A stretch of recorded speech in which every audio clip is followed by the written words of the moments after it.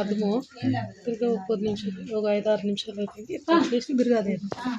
జగజ్యోతి దేవి అలంకార భూమాలయమ్మ జ్యోతి రూపத்திலே கிரீடம்மா உன்னழகு பரிசோதனையம்மா ஆதி பார்வதி பரமேஸ்வரி சங்கரி சடாதரி சண்டி முண்டி ஈஸ்வரி சாமணியம்மா அனதேவதி ரணதேவதி ரத்தக்காளி ராட்டேரி சீட்டேரி சிறகபதி காரியம்மா காரி பிடகாட்டு காளி என் தாய் சுட்டப்பனங்களெல்லாம் சுடகாட்டு காளி சூரியாடி வருபவளே